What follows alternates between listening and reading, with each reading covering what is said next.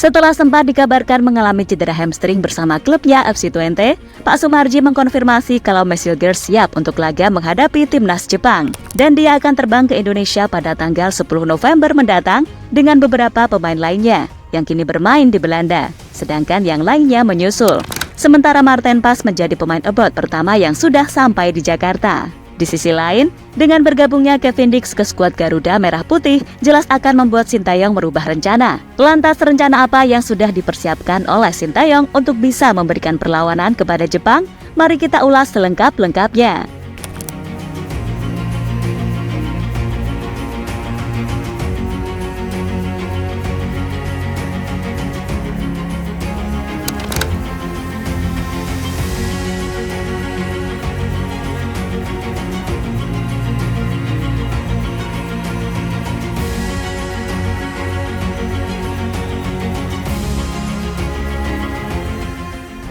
Gak kerasa tinggal 9 hari lagi laga Indonesia versus Jepang akan segera dimainkan. Dan seperti yang sudah dikonfirmasi sebelumnya, kalau Sintayong telah memanggil 27 pemain untuk menghadapi anak asuh Hajime Moriyasu tersebut.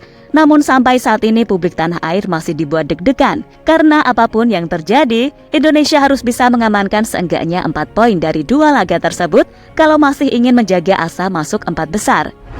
Jelas ini bukanlah sesuatu yang gampang, mengingat kualitas lawan yang dihadapi adalah 2 tim yang secara histori adalah langganan Piala Dunia.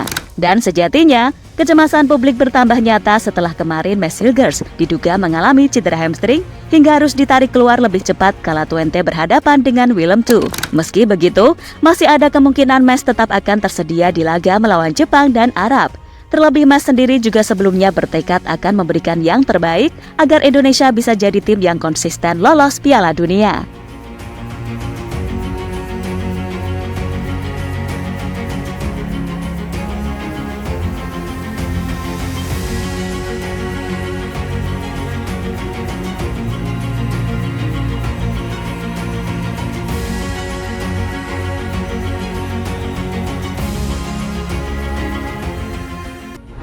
Dan terbaru, kabar bahagia menghampiri Timnas Mania setelah Pak Sumarji mengatakan kalau Messilgers ini baik-baik saja dan tak mengalami kendala apapun untuk bisa memperkuat Timnas Indonesia. Bahkan Pak Sumarji mengatakan kalau Messilgers akan terbang ke Indonesia bersama para pemain keturunan lainnya yang bermain di Eredivisie pada tanggal 10 November mendatang. Sampai pagi ini, tadi saya tanya ke sekretaris tim tidak ada telepon dari para pemain yang memberitahu kalau mereka tidak bisa hadir. Jadi semua pemain yang dipanggil siap datang, termasuk Messilgers. Para pemain bakal berkumpul di Jakarta 10 November nanti, ungkap Pak Sumarji dikutip dari tribunnews.com. Sementara itu, pemain abroad yang sudah sampai di Indonesia baru Marten Pas dan kemungkinan akan disusul oleh Kevin Dix yang sudah dipersiapkan oleh Pak Erik untuk menjadi kejutan di laga melawan Jepang. Dan jika benar Kevin Dix gabung skuad Garuda lebih cepat, jelas Sintayong akan kembali merubah skema permainannya. Bukan eksperimen ya, tapi sedikit merubah posisi pemain.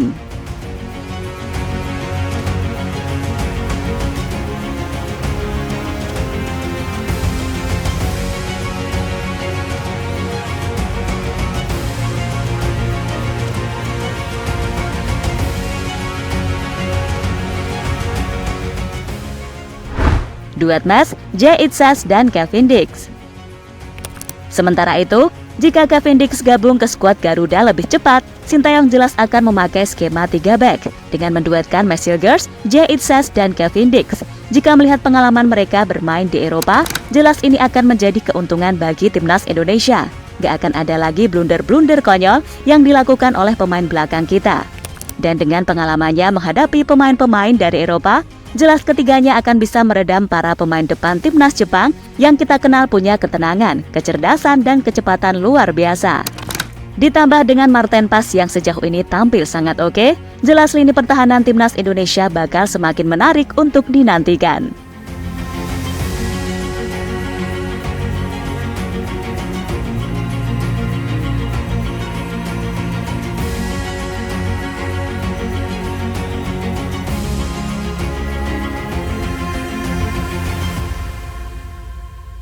Ivar Jenner absen, Justin Hubner bisa jadi opsi. Menghadapi Jepang, Timnas Indonesia tak bisa diperkuat oleh Ivar Jenner. Hal ini karena pemain Jong FC Utrecht tersebut telah mengoleksi 2 kartu kuning secara beruntun.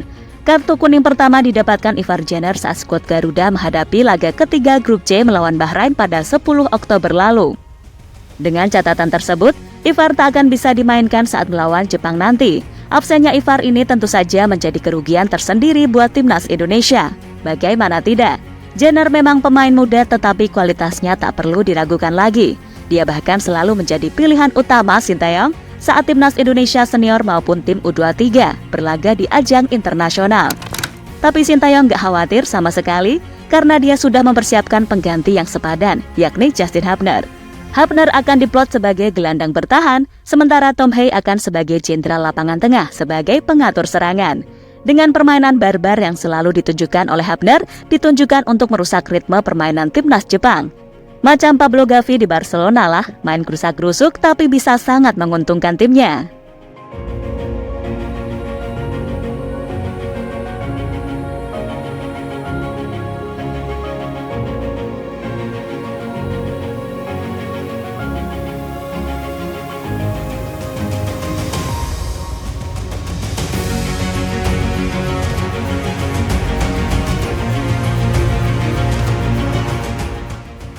Optimis bisa target 4 poin bulan ini. Ya, suka tak suka pada akhirnya kita memang harus move on dari 2 hasil tak memuaskan di bulan Oktober. Toh secara poin antara peringkat 2 sampai 6 jaraknya itu cuma beda tipis. Jadi secara hitung-hitungan semua tim entah itu Australia, Arab, Indonesia, Bahrain dan Cina masih punya kesempatan yang sama untuk berada di 4 besar. Nah, bagi Indonesia sendiri, tentu targetnya adalah mengunci posisi 4. Dan sebenarnya itu adalah hal yang paling realistis yang ada untuk saat ini. Hanya saja melihat laga di bulan November ini, yang mana Indonesia harus melawan Jepang dan juga Arab. Pastinya target itu gak akan diraih dengan mudah. Tentunya ya sudah pasti melawan Jepang, yang semua orang tahu tim ini emang sekarang jadi yang paling yahut di kualifikasi kali ini. Bayangin aja, sejak masih di round 2 sampai round 3 ini, Jepang ini sama sekali belum pernah kalah. Dan hebatnya, gawang mereka baru jebol sekali. Itu pun berasal dari gol bunuh diri pemain mereka sendiri kala bersua Australia. Maka nggak heran, semua sepakat kalau ibarat kita bisa dapat 1 poin aja dari Jepang, itu adalah sebuah hal yang dirasa sangat amat cukup untuk jadi modal penting buat melawan Arab di laga selanjutnya.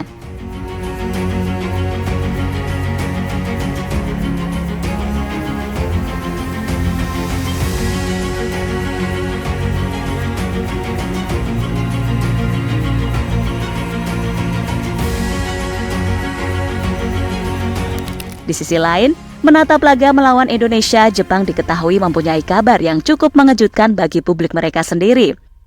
Di mana hal itu disampaikan oleh mantan pelatih legendaris mereka, Takeshi Okada. Ya, menurut pria yang pernah memimpin Jepang di Piala Dunia 1998 dan 2010 itu, merasa timnas Indonesia sangat mungkin untuk memberikan perlawanan ketat. Di dalam hatinya, Takeshi Okada ingin timnas Jepang menang 2-0. Namun sosok berusia 68 tahun itu merasa timnas Indonesia bisa saja menahan Samurai Biru 0-0. Jujur, pertandingan Jepang berikutnya di Indonesia membuat saya khawatir. Sekarang, Indonesia sudah makin kuat dan makin bagus. Sebagai orang Jepang, saya berharap Jepang menang 2-0. Tapi laga nanti mungkin saja berakhir 0-0. Selain itu, saya pernah menjabat sebagai Wakil Ketua Asosiasi Sepak Bola Jepang. Jadi saya punya tanggung jawab juga kalau Jepang kalah, ucap Okada dikutip dari Nikkei Sports. Dan terlepas dari apapun hasilnya nanti semoga aja timnas tetap memberikan perlawanan dan bisa memberikan kejutan-kejutan yang tak terduga.